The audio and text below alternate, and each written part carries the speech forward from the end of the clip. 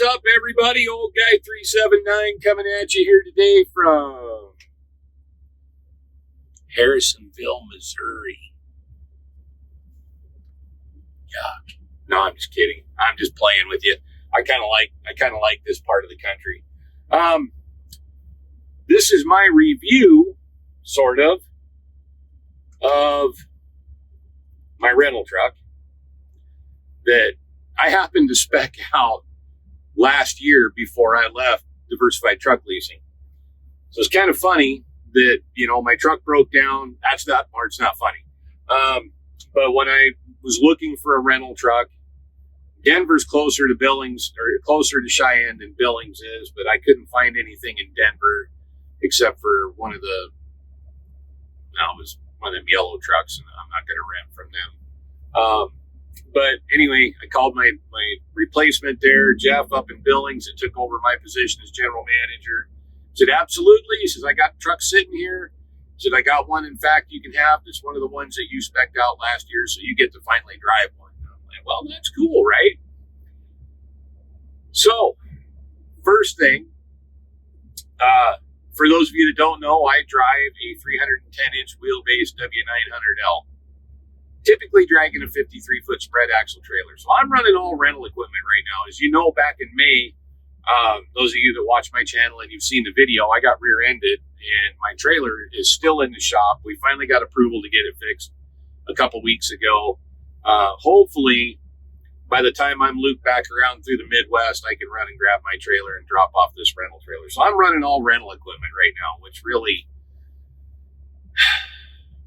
it's humbling. To say the least. But it's not bad. I'm earning revenue. I'm moving freight, doing everything I do. That's the main thing. But my honest opinion, okay, this is a T680. And like I told you, it's just a small sit-in sleeper, nothing fancy. I've been in it now 3 days. It's going on my third day here. Not horrible. Not horrible at all. It's a very quiet truck for what it is, being a very basic fleet spec.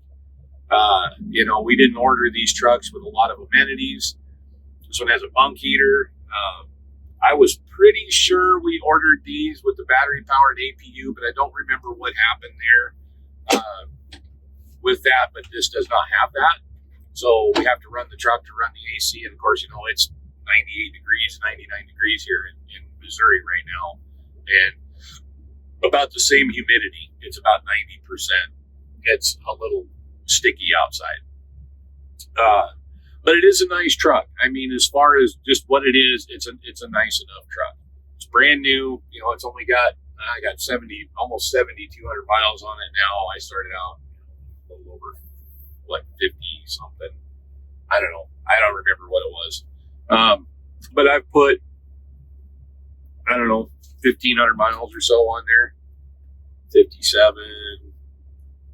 Yeah, 1,400 miles, roughly, in 3 days. So I got a little bit of a feel for it. What do I think of the auto shift transmission? Actually, I drove a truck in 2019 that was a 2016 T800 that had the 13-speed Eaton auto shift in it. And I didn't like that at all. I really didn't. I wasn't a big fan of that. Doing what I was doing at the time, pulling in RGN, the auto shift, and the way the clutch and everything worked with that earlier Eaton setup was not real conducive to smooth hookups with that RGN. This one, I like a little better. I don't like the fact that it starts out in second gear all the time. You can't get it up into third when you're light to get kind of an easy rolling start. And then it wants to stay in those low gears a little too long in my book. Otherwise, works flawlessly. This truck, we do have full manual control over the transmission. I don't manually shift it except the top two gears. When it's trying to hang in there in 12th gear for fuel efficiency and you're pulling a hill and you're just slowing everybody down, I'll manually downshift it to 11th and put it in manual and lock it in there so that it stays locked where it's at until I'm ready for it to shift. The only complaint I have is the adaptive cruise control. That is quite literally the only complaint I have about this truck. And those of you that run these know that forward-facing sensor, which that's the only one this one has on. Thank goodness it doesn't have the side ones on it. We'd be all screwed. Because I'd probably call them and tell them to just take their truck back. I'll walk. But the problem I have with this one, and I didn't have this issue. I've driven a couple Freightliners that have it, and even though Bendix makes the majority of these forward-facing radars for the adaptive cruise, this one's different. Even with the sensitivity set for as far away as we can get it, it's still, if somebody moves in front of you, even if they're doing like 10 miles an hour faster than you, if they're a second or under ahead of you, this thing, man, throws off the cruise, jakes come on, brakes come on, and that's a real dangerous situation, guys, I think. Dry road's not such a big deal, but if you got somebody tailgating you and all of a sudden your truck scrubs off 10 miles an hour because some guy cut you off, you run the risk of having somebody behind you rear-end you. And we all know there's so many guys out here today that are relying on their trucks to judge that distance, and they're the ones that are going to end up hitting you. It just causes a big chain reaction. It's not safe, guys. Bendix, if you're listening, perhaps if you actually got out and rode in the trucks and drove in traffic, you could see how these things need to work. That's not safe, in my opinion. Again, these are just my opinions. Like I said, all these videos, they're based on my experience and my opinion. And so far, with my experience with this and my opinion, it's a bad combination, especially if it was a rain-slicked highway or in the wintertime. And I know what you're saying. Oh, but old guy, don't run your cruise in the wintertime. We all do. It just happens. We all do. And once in a while, it bites us. We have to adjust and compensate really quick. And that's my other second thing here. I really feel this truck's not bad for somebody who has experience and knows how to catch that stuff as it's happening and not let it control the truck. That you take control away from it and bring yourself to the right distance and everything, or do whatever you have to do, change lanes, whatever. I really feel like these trucks do a disservice to the untrained new driver, the unskilled drivers, however you want to put it. I really think it's a bad combination, because you have a whole generation now of drivers who've been taught that all this safety stuff is going to cover you in the case of an emergency action. And it's not. If you don't know how to handle your truck and how to recover from a situation like that because you haven't been trained, when what that truck does turns into a really bad situation, you're going to have an accident and possibly cause a bigger accident than just you and whatever else is right in your immediate vicinity.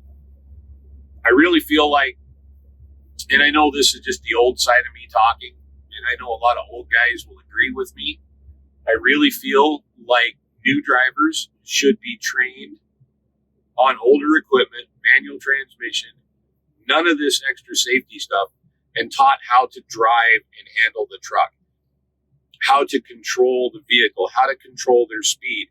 You know, it's very frustrating when you go to pass somebody and then they start off a little downhill and their truck's governed at 70, but you're doing 75, and they let their truck roll out to 80, knowing full well you could pass them at any time.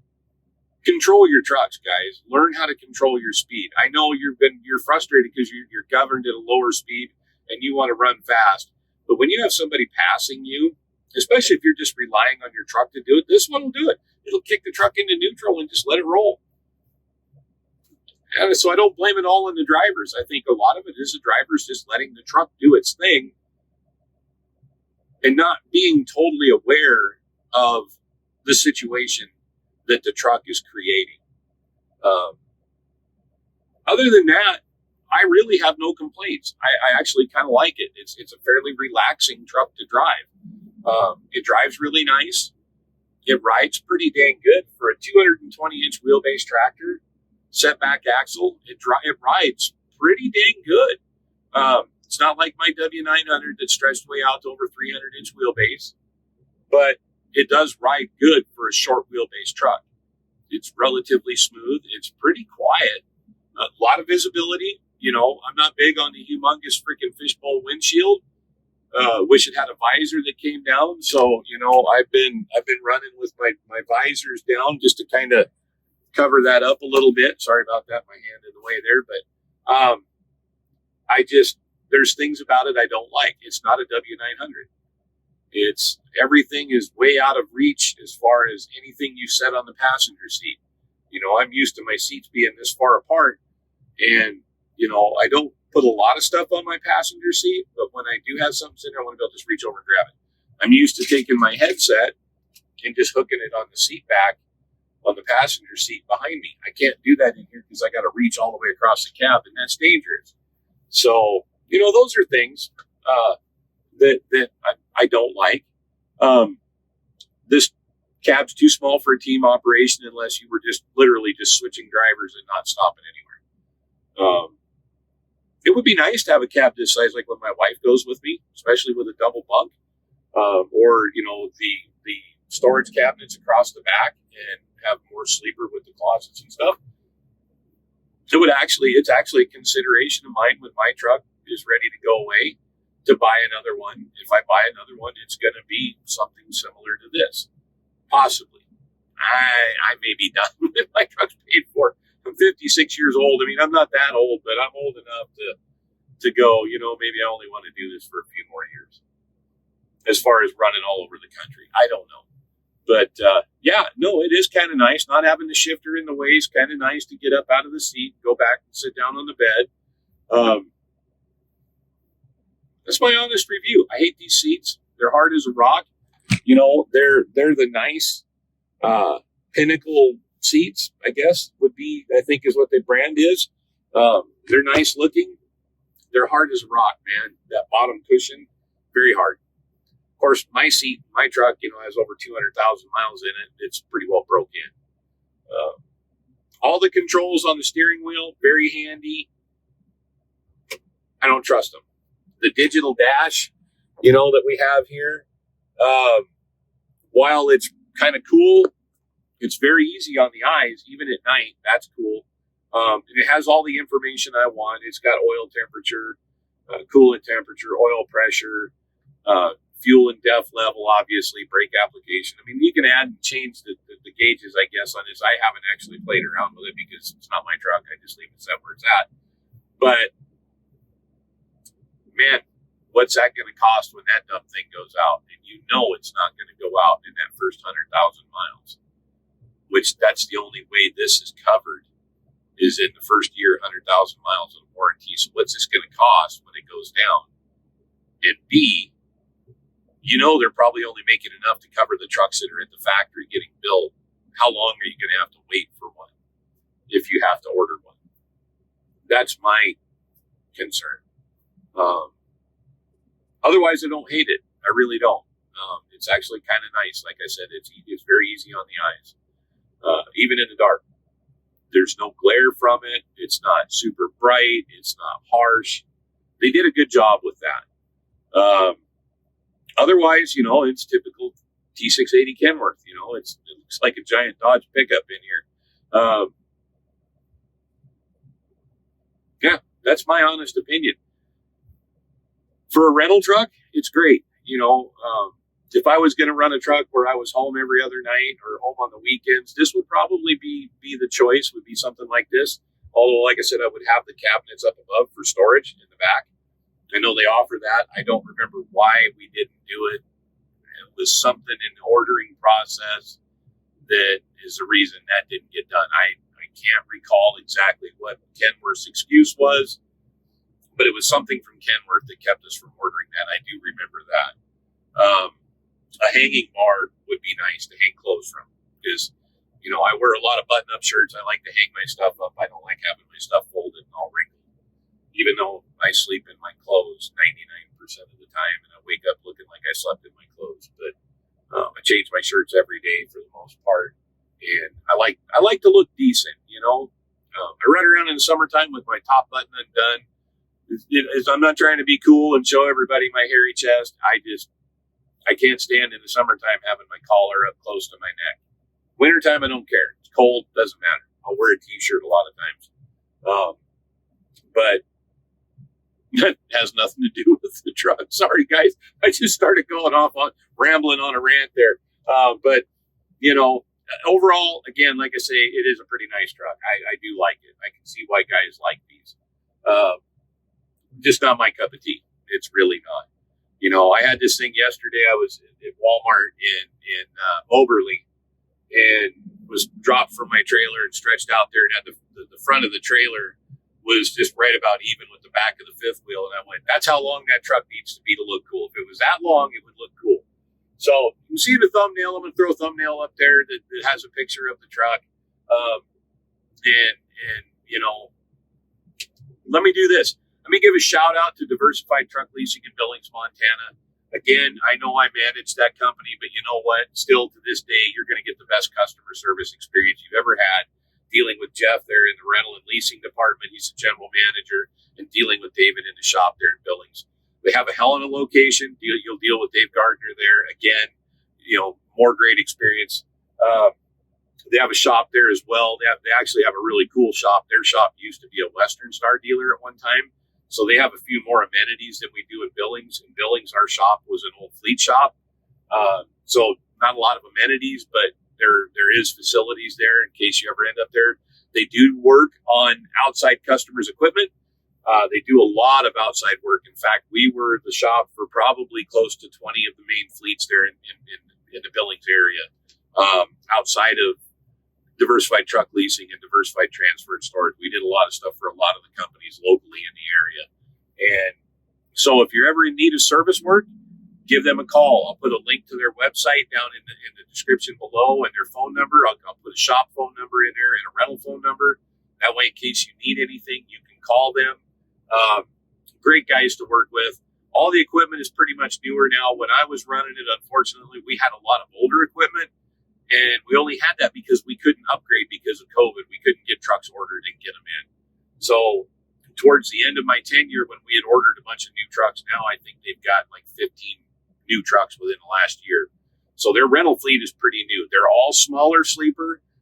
They've got the T680s, and they've got some Freightliner Cascadias that have the small sleeper. The Freightliners do have the ParkSmart APU. There's no inverters, but they do have the ParkSmart with the AC and the heat. These have bunk heaters in them. So, if you're looking for just a truck just to use, and here's the deal. When it comes to rental trucks, out of our area up there, the biggest majority of the people that rented trucks from us were just running like to Seattle and back, or Minnesota and back, Chicago and back. They were only in the truck just for a few days at a time. So this little sleeper, that was the reason why we did it. Plus, we did a mid-roof. We had a lot of outfits there around the area that run hoppers and tankers and, so low clearance operations where they couldn't have stacks sticking up because they'd have to get underneath the rack or underneath an auger or something when they were pulling hopper, things like that, running flatbed, running lower clearances. So we just didn't order really fancy. They don't have the full fairings on them and all that stuff. They're pretty plain Jane trucks, but they're nice. They've got power windows, power locks, power mirrors, all that good stuff. Everything you need to just go get your job done.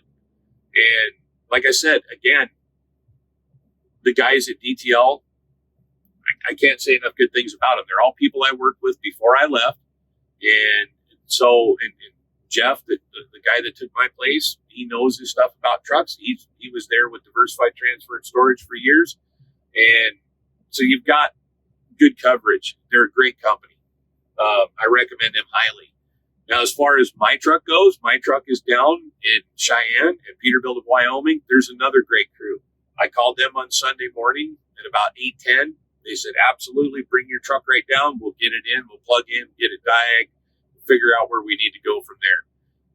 They're taking care of me. They're doing everything they can do to get my truck done as fast and efficiently as they can.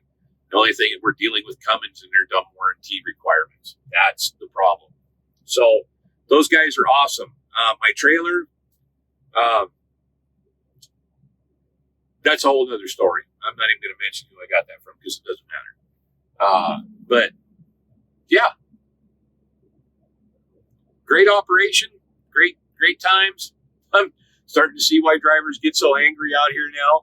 You know, this truck has frustrated me a little bit, just because I drive the truck and I let the truck drive me. That's it. Overall, I'm pleased. I'm making money. I'm out here working. It's costing me money, but overall, the cost is less than if I was just sitting in the shop not earning any revenue at all. So that's another thing, guys. I really want you to understand. Rentals aren't always something that you think about, but I want you to think about this. You rent a truck for say $900 a week plus 10, 12 cents a mile, whatever it is, to cover the maintenance costs on the truck. That's $100 and some a day. You're losing over $1,000 a day in revenue on average with your truck sitting in the shop. Granted, you're still paying for your truck and everything, and you're not making huge money. Sorry, I'm watching this guy almost backing into this dude's Peterbilt over here. I don't know what he's thinking getting so close. He's an older guy. He looks like he knows what he's doing too, at least when he was out in front of me. But anyway, like I say, you're losing over $1,000 a day in revenue when you're sitting in the shop, plus your expenses on your truck. If you're renting a truck and you're still running and making revenue and earning money coming in, keeping your loads moving, you're keeping your customer happy, you're keeping the load moving, you keep a good reputation, and you're still making a little bit of profit at the end of the day. You're not making as much as you would be if you were running your own truck, granted, but you're losing a lot less money. Let me rephrase that. You're making more money than you would be if you were just sitting and waiting for your truck to get fixed. So always consider that. Consider the option of renting a truck if your truck breaks down. In all my driving career, this is the first time I've ever had to do this. I've never been into the shop on a hook. Praise God for that. And I've never had to rent a truck before. But I rented trucks to a lot of people. So I see and understand the benefit of that and the necessity of it. We're only a 2-truck operation, the guy I'm leased to and myself. We screw up one load, one big week, we could lose our customer. I mean, it's probably not going to happen because we serve them so well throughout the year, but it makes us look better when we're making an effort to make sure that they're covered and their loads are covered. And even if we have to reschedule everything a day back or whatever we got to do, as long as that load's getting delivered in a timely fashion within reason of the original delivery dates, makes us look good and it makes them look good and everybody's happy. So rent a truck if you need it. Otherwise, man, everybody be safe out there. I appreciate each and every one of you so much. Really, believe me. I'm not in this to make money. I've stopped monetizing my videos. I think I made $107 in the whole time I've been doing this, and I still haven't seen the money go into my bank account. I'm not sure what happened to it, but whatever. I really don't care. This is more just for me to spew my rhetoric, to speak my opinion and my experiences. That was the whole idea behind this YouTube channel to start with, and that's the way I'm going to continue to do it. Just an old guy trying to share some things with the new guys. So anyway, y'all be safe out there. Appreciate you again. Keep the shiny side up, the greasy side down, and we'll catch you on the flip-flop. See ya.